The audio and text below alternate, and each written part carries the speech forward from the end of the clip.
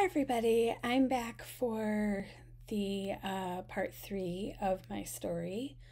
I think I left off with, Steve was becoming more and more aggressive. I was becoming really attached to him because he was really the only adult in my life that was paying attention to me. And because it was a bright spot for me in a lot of respects. I got to go out and get something to eat. I got to spend time with an adult who was giving me their undivided attention, and it got me out of this really gloomy environment that I was in at home. So I was becoming really, really attached to him. And at this point in time, like my home life was falling apart. My mom was having relationship problems. My dad wasn't really around. We didn't have money. And I didn't feel like I had any place that I fit. And so when I was with Steve, I felt like I fit with him. And I think I also had a sense, though, that this couldn't last forever, and I didn't know what was going to happen. Ultimately, two things happened to sort of set the next part of the story in motion. Steve exposed himself to me at his house. He asked me to sit on his lap. He took me into their spare bedroom. He exposed himself and asked me to join him on the bed. At this point, that actually really frightened me. Like, I was always confused and worried and a little bit frightened when things would happen, and I was just like, what is going on? But the idea that there was like a bed there and I understood where that could go. Even though I didn't really understand how sex worked, I understood enough to know that I needed to be worried about that. He kept encouraging me, trying to get me to engage with him more. I was responding to what was going on by freezing and being very stiff and sort of dissociating in my head. And ultimately, I think he knew at the end of it all that he had pushed me too far and that I was afraid. It wasn't long after that he actually tried to have intercourse with me. He took me down into the basement of his house and attempted to have sex with me. It did not work because I was just like physically too small, and he asked me if he could finish. I didn't know what that meant, but I was like, sure, go ahead. And he was very quiet after that. I think he felt like he had gone somewhere. He had pushed too far, and he might have been afraid that I was going to tell. I found out after the fact as an adult that he had started to go around and tell people that I was trying to seduce him, but also wasn't stopping his day trips with me, so that didn't make any sense. My experience with Steve at this time was that he would go long periods of time, a few weeks, without seeing me, and then all of a sudden would call and be very much like, I need to see you, or let's go, I want to take you out of town, or after church he would be like, let me give you a ride home. I never said no to him. I didn't know how to say no to him, and I didn't want to say no to him in a lot of respects because he, again, was like the only adult that was giving me any kind of affection or attention at the time.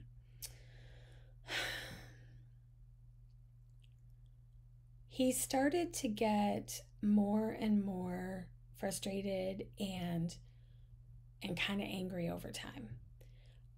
he really made me feel like it was my fault, and that, he wanted to get control over his urges, and if he could just get past me, then and his attraction to me, then everything in his life would be okay. I did eventually tell. I told a 19-year-old girl who I was involved in a ministry with, and to her credit, she did not condemn me, but she did ask me questions, interested questions, and eventually went home and told the minister's wife that she was staying with at the time. And that minister's wife said, well, if she doesn't tell Pastor Grant, I'm going to tell Pastor Grant. So I made an appointment, and I went into his office and I told him what was happening. He recorded it. He asked me questions. I was pretty clear with him about what happened, but I didn't give him any details, and he didn't ask for details. So there was no one else in there with us. It was just me and him. I was very intimidated by him, so this was a really scary, awful experience, and I had no idea what was going to happen to me or Steve. I didn't really hear from my pastor again. He didn't offer me any assistance. He didn't offer me counsel. He didn't have his wife work with me. It was like, as far as he was concerned, nothing happened to me. Within a few days, I got a call from Steve saying, I have to leave town. It's not your fault.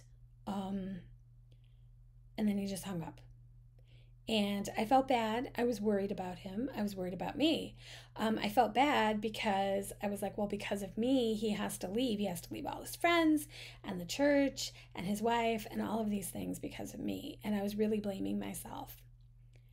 The next time I went to church, which was just a few days later, I found out that he had left town because he had been caught in bed with his wife's little sister. And so I knew in that moment that it wasn't because of me, but I also understood that, like, I wasn't the reason why he was stumbling. He was also doing the same thing with this other girl who was a minor, who was, about 15 and a half. And so I knew in that moment that A, there was nothing special about me or our friendship, and B, that I wasn't the reason that he couldn't control himself. Obviously, he had an issue because there had been another girl. A lot of the adults knew because, like, a very popular man who is on the stage playing his instrument and hanging out with all of these young marrieds in all of these ministries, doesn't just leave the church and nobody notice. A woman's husband doesn't just walk out on her and nobody notice, and a 15-and-a-half-year-old girl doesn't just disappear out of the church and nobody notice, because Alice was whisked away as well. I was the only one left, and I felt like I was left and sort of forced to bear the shame and the remembrance of everything that happened. Steve's wife was very upset with me. She was one of the first people I saw when I came into church that night, and she said, I need to talk to you after church. I was really scared. My heart was in my chest. I didn't want to talk to her. After church, we went down into the basement, into one of the Sunday school rooms, and she told me that she was very disappointed, that she thought she could trust me with her husband. Now, remember, I was 12 or 13 when this ended.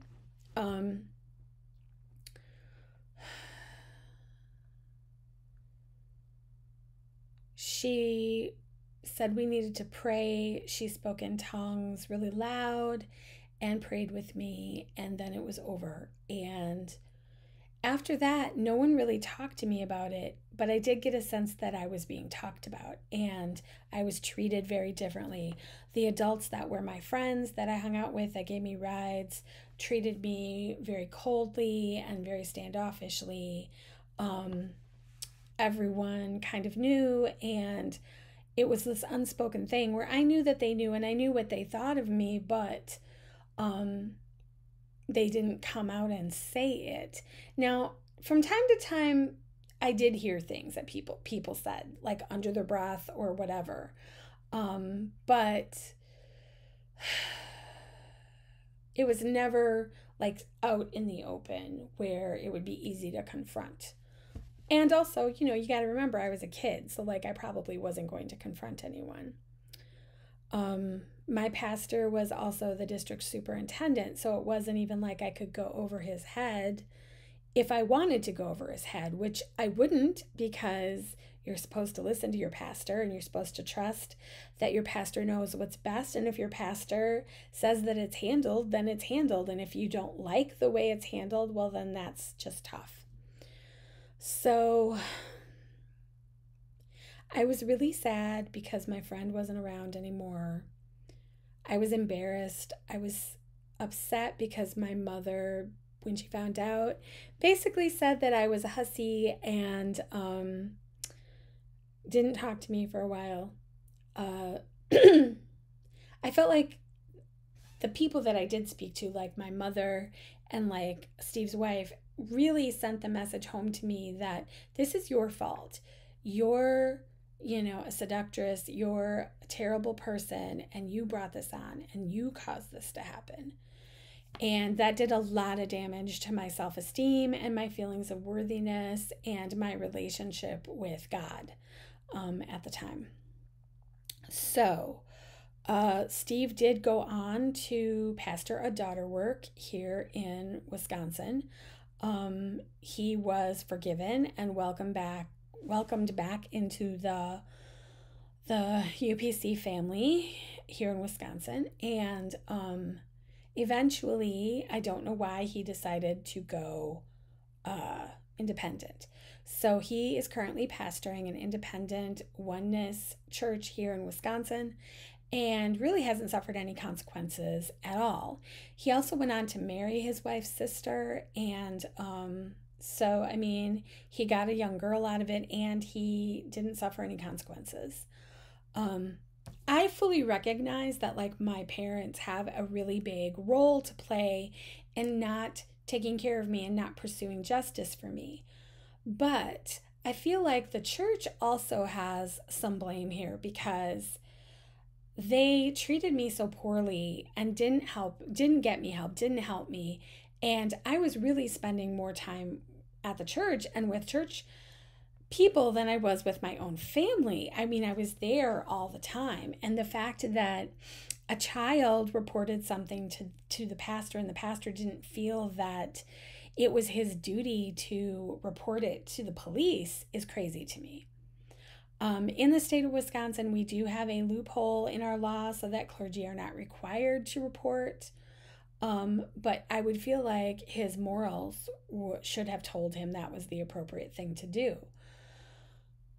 I also understand, though, that the church would never want to do anything that would bring shame on the church, and we were always discouraged from involving the police in things or involving social services in things because you really just don't want those forces being brought anywhere near the church.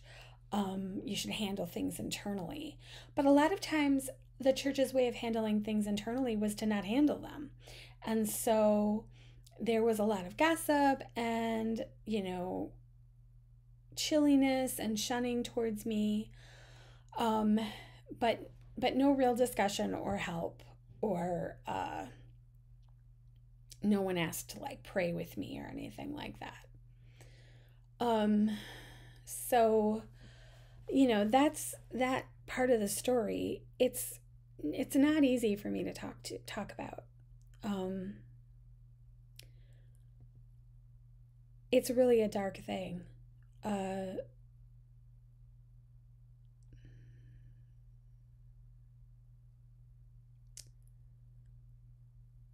it makes me angry that at the age that I am, I'm still coping with what this person did to me and how the church treated me afterwards.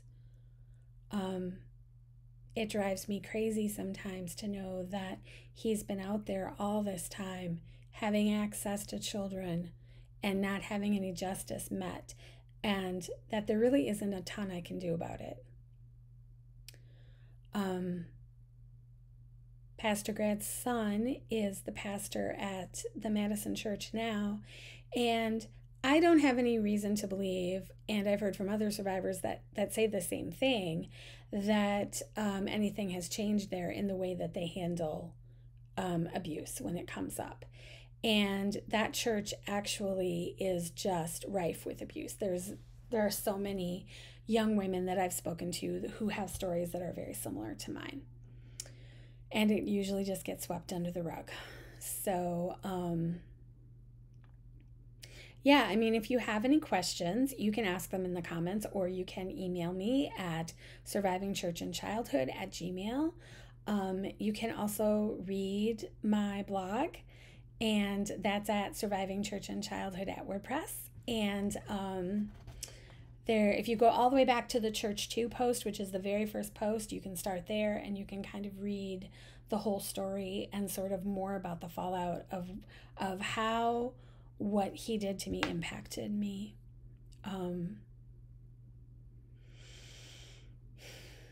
The impact of what happened while I was at Calvary Gospel is extreme and ongoing, and I'm still trying to convince myself that I'm worthy, because that whole experience robbed me of my worthiness, and the way that I was treated afterwards robbed me of my worthiness. So it's not a small thing. And like I said, if you have any questions, feel free to ask. And I will probably do one more part to this story, not today, but soon. And so I hope to see you guys back at my channel soon. Bye.